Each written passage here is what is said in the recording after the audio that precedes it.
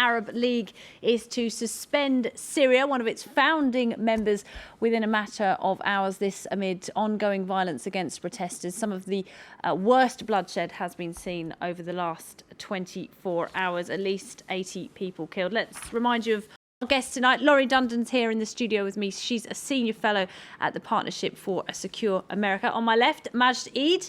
He's a Syrian activist fighting to overthrow the regime. He's also the spokesperson for the Damascus Declaration. In Istanbul, Ayam Kamel is a Middle East analyst at the Eurasia Group. And in Strasbourg tonight, Mariette Kashaka is a member of the European Parliament representing Liberals and Democrats. Many thanks indeed to you all. Now, Lebanon has a particularly complicated relationship with Syria. And as I said earlier, Syria has very few friends left. The only countries who opposed the Arab League's decision to suspend Syria were Russia, Yemen, and Lebanon. Let's go there now because our correspondent Lucy Fielder is in Beirut. What was behind that decision of Lebanon's to oppose the Arab League's move to suspend Syria? Well, there are a number of things. The chief among them, of course, is the government currently is dominated by the pro-Syrian alliance in Syria. That's led by Hezbollah, also its allies, the Shia party Amal, and also its Christian ally Michel Aoun. So they were unlikely ever to oppose Syria. Hezbollah relies on Syria as a strategic ally. It's believed to receive its arms across Syrian territory. Also, Lebanon has a very complicated and long history with Syria. Syria used to dominate Lebanon militarily after the civil war here. Its security and military services still have strong links with the military and security here. So that's why there's such a level of cooperation. Also, Lebanon's very vulnerable. There are a lot of fears here that if the Syrian regime decided to send some sort of message internationally, say there was military intervention or a decision it didn't like, that it could use the Lebanese situation, explode the situation here, play on sectarian fault lines, maybe use militant groups to really send a message internationally. So those are the fears here. But certainly the chief among them is that the current Lebanese government is a pro-Syrian government. And we can take a look now at just how explosive an issue this is within Lebanon. Take a look at this. This is two senior Lebanese politicians on a television show last night discussing Bashar al-Assad. And as you can see, things got pretty heated. انا واحد صبي المخابرات ما بيقول لي هالحكي هذا. انا صبي مخابرات، انا صرمتي اجرف منك. دكتور فايز، دكتور مصطفى، دكتور مش لا شباب شباب شباب شباب. There are pens, glasses of water, pieces of paper, and finally a chair being thrown around the studio. Rarely happens here at François Picard. Lucy, the Lebanese must be absolutely shocked looking at that last night. I don't know about shocked. Actually, bust-ups in the Lebanese parliament and on Lebanese political talk shows are pretty common. Lebanon is quite a vibrant country in that way. But certainly it shows how deep the divisions are here in the country. Lebanon's been split on its relations with Syria since 2005 when a former Prime Minister, Rafik Hariri, was assassinated, and many here and in the West blame on Syria. It's been a deeply divisive issue ever since. And of course, the issue of Hezbollah having a large arms arsenal. Lebanon's relations with the region has become ever more divisive. Now, the Lebanese Arab League decision, the vote against the Arab League decision to suspend Syria at the weekend was also deeply controversial. And we've really seen the last few days intense mudslinging. If the Assad regime is brought down, Lucy, what will that mean for Lebanon's future? Well, obviously, that's a matter of heated debate here. It depends really on who you talk to. Saad al-Hariri, the former Prime Minister and the son of the assassinated Prime Minister I just mentioned, has been very present on the social networking site Twitter over the last few weeks. He said yesterday that he believes absolutely nothing at all, that Lebanon would be better off if the regime fell, as would the whole region. Now, Hezbollah and many of its allies disagree, as do many of the Christians in the country. They, like the Christians in Syria, many of them anyway, fear that instability in Syria, civil war in Syria, could extend and exacerbate the sectarian tensions here in Lebanon. So there are many, many fears that that could all spill over. All right, thanks very much, Lucy Fielder there in Beirut. Majdeed, pretty frustrating for people like you trying to overthrow the regime in Damascus when Lebanon goes ahead and supports it like this. Well, for me, as a Syrian who lived in Lebanon before, I don't consider that it's Lebanon who voted for that, really, who objected this decision. I consider it's Hezbollah and its allies, because I know very well as well, Hezbollah is now in the streets of Syria, participating in killing the Syrian people. They are as criminals as Bashar al-Assad. The Syrian regime tried during 30 years to destroy Lebanon, to make it as bad as Syria now, as the same situation of corruption, of everything, but they failed because of the somehow the democracy that they have in Lebanon. So they planted these groups like Hezbollah, Amal, the Social Syrian Party, to support them. Sadly, they now have the power, they have the government, and this is why they voted. But I'm sure that most of the Lebanese people are against such a thing, and I've seen all the comments of my friends on Facebook, on many other sites. They feel that they are ashamed of this decision to be marked in the history of Lebanon. Sadly, this has happened, but they will pay the price. These people who objected this decision, because they.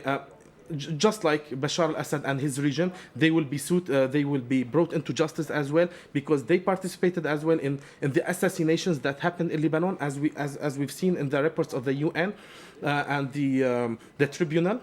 We've seen that there have been members of Hezbollah participating in the assassination of Rafiq Hariri, and we know very well that the Syrian regime was behind this assassination because the Syrian security was there. Let's not really go into that. It is very complicated. It's complicated. It is a very complicated. But let's go back to the Arab League. I'd like to go back to Ayam Kamel in Turkey, if I may. What we're seeing is a lot of divisions being thrown up in the Arab world. We've just been talking about Lebanon, but let's talk about the Gulf states. Qatar in particular has been a driving force behind this, hasn't it? And you've written about some of the reasons it has for doing that. Absolutely. I think generally Gulf states are trying to weaken the link between Iran and Syria, and that's really the first objective here, to turn Syria into a more pro-Saudi, Qatari state, to have the new opposition take over Syria. And that's really the issue at the core.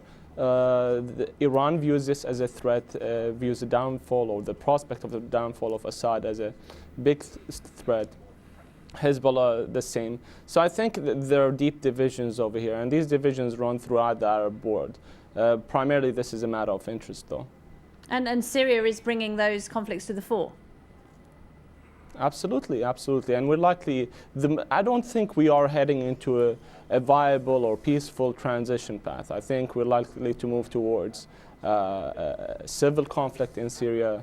The likelihood of international military intervention is very small. I don't think we're heading in that direction. So we're likely to see more violence, and the spillover effect into Lebanon, into Turkey possibly, or into Jordan, is the risk of that is very significant. Laurie Dundon, so we've got the Gulf states and Saudi Arabia using this, you could say, to weaken Iran. That's all pretty convenient for the United States, isn't it?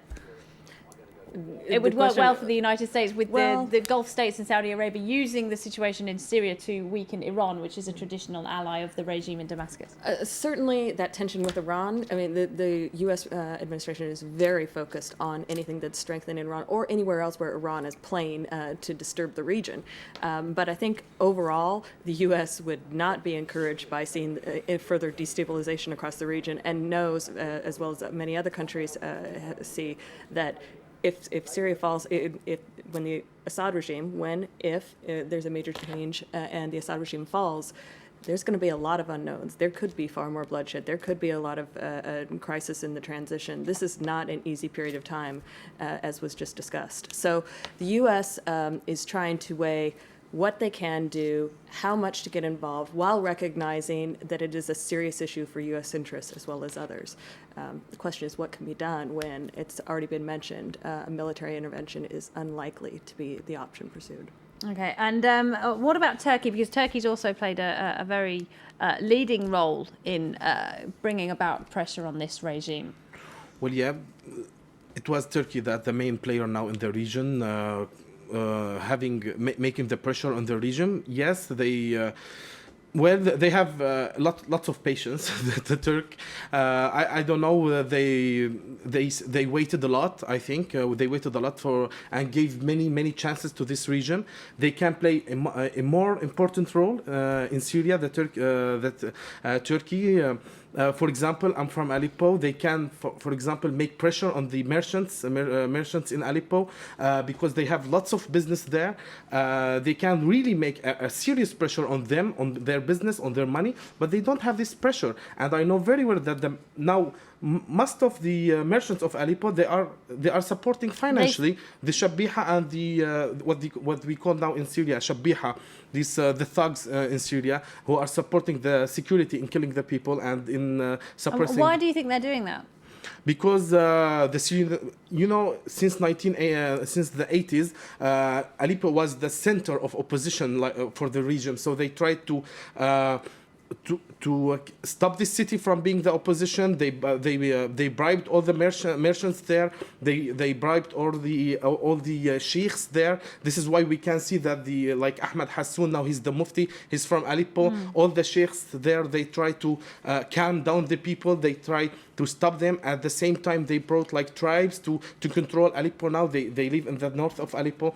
So Turkey now and all the merchants of Aleppo, they are supporting these people with money.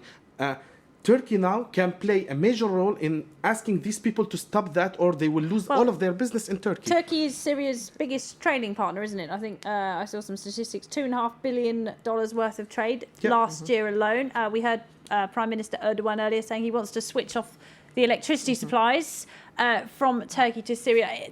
I mean, Syria's economy is under a lot of pressure, isn't it? Is this not persuading those wealthy merchants you were talking about in Aleppo, in Damascus and elsewhere to pull back and withdraw from their support of this regime? Well, at some point, we hope that they will pull out at some point, because especially now after the decision of the Arab League, now we have the Free National Army of Syria, who and there's soldiers who have defected. The soldiers, the renegade soldiers who are leaving the army now. We want to protect them with some type of umbrella to give them the chance to just leave the army and join these patriots, really, because they are. When someone leaves the army, they are shooting him directly. It's not. Really, it's a very brave man who is leaving the army, and we appreciate that. Right. He refuses to kill his people, and at the same time he leaves the army. We need to give him the chance to make him feel safe, that there is some umbrella that will protect him. This is why the suggestion of Turkey now, it's very important to make this protection area in the north of Syria between Idlib, Aleppo, and the borders of Turkey. Which I think is something the European Union supports, isn't it? We heard Catherine Ashton yesterday, didn't we, Mariette Shaka, saying that more needs to be done to protect civilians, and it seems that Turkey could play a key role in that now. Absolutely, and I do think it is quite significant the way Turkey has come around after having built more close relations with the Syrian government, after allowing visa-free travel, really investing in that relation, now really coming around and criticizing the role that al-Assad and his collaborators play in violence against their own civilians. And the EU has room for more cooperation with Turkey. The European Parliament has welcomed the potential establishment of these buffer zones or free zones, but we should also think about the capacity that Turkey has or might need to shelter all the refugees who are coming from Syria to Turkey already, and those numbers may well rise over the coming weeks or months. We hope not, but if it can make people find security and safety, then the EU can also help create a secure environment for these refugees. And I believe it is very important that the EU and Turkey work together as important trade partners to pressure specific people, the merchants have been mentioned in Aleppo, but there's also the elite, sort of the clan of economically wealthy people who are influencing and supporting al-Assad and who have to be given a very clear choice whether they want to do business in Turkey and the European Union, and that would mean cutting off ties with al-Assad. And that way, there would be pressure sort of from the top instead of the very gradual impact of broader sanctions, which would take a long time to trickle through to the top decision makers and may take too long for them to take decisions. But I'm glad to see that Turkey and the EU stand side by side in seeking ways in this very, very difficult circumstances to protect the people of Syria. Quite, because they don't always have the smoothest of relationships, do they? But some glimmer of hope then if we've got a two-pronged attack, we've got protection for civilians and economic sanctions beginning to bite. I mean, surely this regime cannot go on forever. Unfortunately, dictatorships can lock in, especially when they back themselves into a corner and they feel they've got nothing else to lose. But I think what you just described and what has been described here at the table in the last minutes is exactly the formula that policymakers are looking at. What combination of tools can we put in place, whether that be humanitarian support, looking at the buffer zones, preparing for large-scale refugee flows so that we're on top of a humanitarian crisis, that we're not further waiting to respond, to help whoever we can help. Economic sanctions to a very targeted community. It was just described with business leaders. There's no time for trickle down or trickle up. This is just get to as many people who you can squeeze and who may pull back from their support of Assad, but also looking at how you can build a strong message and narrative around the world. And that may be taking a follow from the Arab League strong statements. There are different motivations for countries involved. Their national interests, there was a lot of discussion of motivations across the Gulf and regional powers, but if there's a common point of interest, which is the killing has to stop, it's going to be worse if it continues, it's going to be more destabilizing to us and our neighbors, mobilize that. Develop an ad hoc coalition. It doesn't have to always come to the UN Security Council. It can be a combination of states coming together for a common interest. Quite. I'll give the last word to you, Majd Eid, in 30 seconds. Are you encouraged by what we've been talking about tonight? I mean, whatever else happens, it's hugely embarrassing for Bashar al-Assad to be kicked out of the Arab League, which he will be tomorrow.